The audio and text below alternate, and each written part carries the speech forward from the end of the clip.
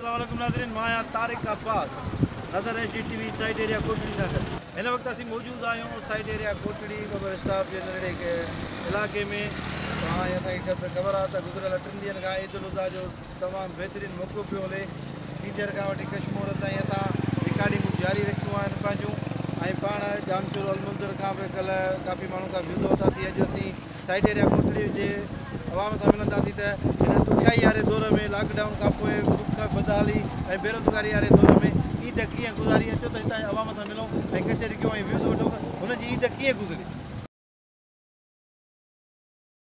नाज़रीन, इस वक्त हमारे साथ एक ठेले वाला खड़ा है जिससे हम पूछेंगे कि उसकी 3 दिन से ईद कैसे गुजरी है और इसने ईद पे क्या क्या किया और इसने अपने बच्चों की खरीदारी की या नहीं की।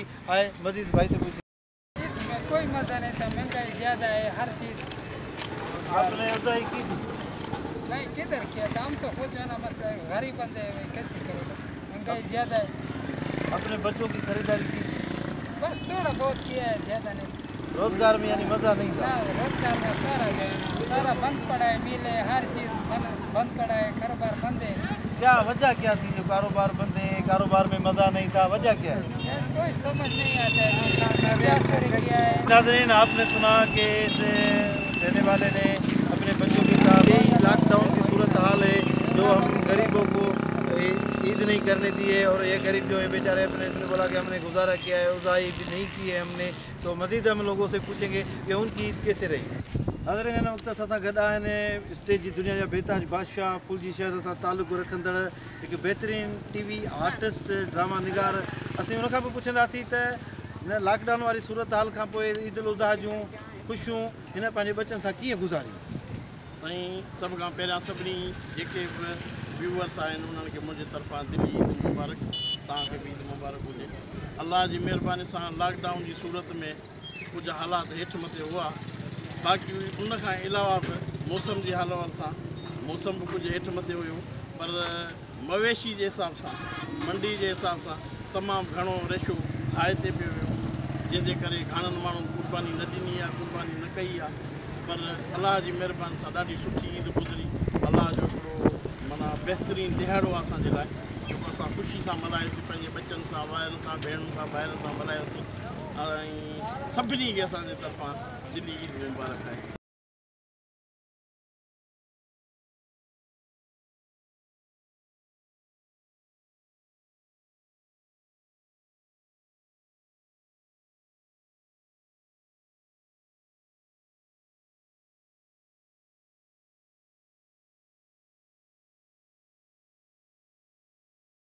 अस्सलाम वालेकुम नाज़रीन, प्रोग्राम असां सां गॾु हिन वक़्तु मौजूदु आहियूं साइड एरिया कोटड़ी में। असां सां गॾु आहिनि कोटड़ी साइड जी सियासी समाजी शख़्सियत मोहम्मद उर्स खोसू साहिबु।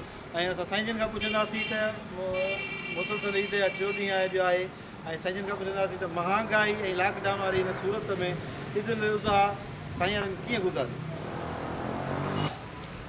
ईद माशाल्लाह सही गुज़री। असांजी 3 ॾींहं अॼु ईद कई, माना असां सुठे नमूने ईद मल्हाई आहे। पंहिंजी महांगाई पंहिंजी जॻह ते आहे, पर ईद असां भली कई आहे।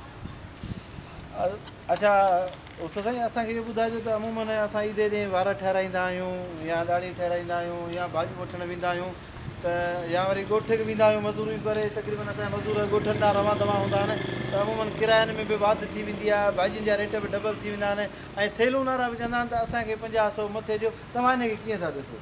इहो साईं माना महांगाई आहे, सैलून वारा बि माना मजबूर आहिनि, 50-100 मथे वठंदा ईद जो ॾींहुं ऐं कारोबार डाउन थी वियो आहे। इहे ॿ ॾींहं ईद जा माना जेके जंहिंजा हुया कारोबार, उन्हनि पैसा पंहिंजे छिके वरिता आहिनि ऐं बिल्कुलु मज़ो माना घटि आहे कारोबार में। ईअं भला इहो जाइज़ आहे त इहे पैसा उन्हनि खे वठणु घुरिजनि या न वठणु घुरिजनि? कॾहिं छो त हीउ मज़दूर एरिया आहे, अमूमन कॾहिं कॾहिं मज़दूर फारिग हूंदा त इहे सेलून वारा कॾहिं कंहिंजी ॾाढी मुफ़्त में बि कोन लाहींदा हूंदा या इहे भाॼी वारा कंहिंखे भाॼी मुफ़्त में बि कोन ॾींदा हूंदा, पर अक्सर ईअं छो थो थिए? पर हाणे मजबूरी आहे, हेॾी महांग लॻी पई आहे, पोइ कीअं पूरी कनि भला।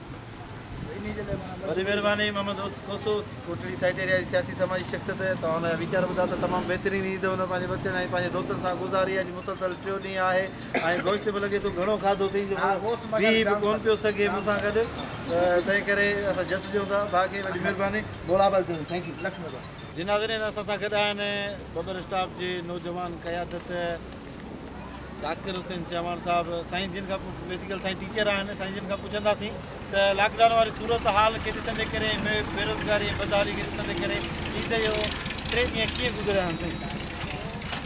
वालेकुम अस्सलाम। जे तव्हां ॾिसो त असां वटि सिंध गवर्नमेंट अचानक लॉकडाउन कंदी आहे। ख़बर न आहे जे तालीम इदारा असांजा कहिड़े बि आहिनि। फ़िलहाल ॻाल्हि कयूं असां ईद जे हवाले सां, जिते ईद जे हवाले सां 3 ॾींहं असां हर कंहिं खां पुछ कंदो सभु बेरोज़गार वेठा। हिन 3 ॾींहंनि में सभु कंहिंखे न कारोबार लॻो न कुझु लॻो। जेके 500 दिहाड़ी खणण वारा माण्हू हुआ उहो बि हिन ईद जे करे पंहिंजे बचनि खे न कुझु ॾेई सघिया, न ख़र्ची ॾेई सघिया, न कपिड़ा वठी ॾेई सघिया, न जूता वठी ॾेई सघिया। इन बेरोज़गारी जे असां छा चइजे? रही ॻाल्हि त हर शइ जे हिसाब सां असांखे बेरोज़गारी पई मिले। न त असां तालीम जे हवाले सां ॾिसूं त असांजी सिंध गवर्नमेंट तालीम इदारा बंदि करे छॾिया। असांजी हर शइ बंदि लॻी पई आहे। जॾहिं तालीम जो शौर न हूंदो पोइ असां केॾां हूंदासीं? ॿियनि सूबनि खे असां ॾिसूं था त उन में तालीम इदारा काफ़ी ताईं खुलिया पिया आहिनि, पर पाण वटि हर हफ़्ते बंदि लॻिया पिया आहिनि। हाणे अॼु सिंध गवर्नमेंट 2 बजे ख़बरूं ॿुधियूं, सिंध गवर्नमेंट वरी ऐलान कयो आहे त सूमर खां वठी जेके बि असांजा तालीम इदारा बंदि कया वञनि। इन मां छा सम्झो छा त असांजी कोरोना सिंध में हले पई, केसिस वधनि पिया, उन शयुनि खे संभाल लॉकडाउन तव्हां कयो, लेकिन हर को असांजी सॼी सिंध खे लॉकडाउन कयो। हिननि जेके रोज़गार उन्हनि तो ख़ुदकुशी थिए, क्राइम रेशो वधंदो थो वञे। अहिड़े हिसाब सां छा इहो दुख थींदो आहे त असां ॿुधंदा आहियूं त काफ़ी जॻह तव्हां ॿियनि सिटी में हलिया वञो, एतिरो न आहे। जिते कोरोना लॻो उहो कोरोना ख़त्म पिया कया, लेकिन पाण अञा ताईं अॻिते वधूं पिया, अञा कोरोना खे वधाईंदा वधंदे। कोरोना खे अक्सर ख़त्म ख़बर पइजी वेंदी, 4थी लेट ते अचे 5 लेट कोरोना इहो ॿुधाईंदो आहे त मां अचां पियो।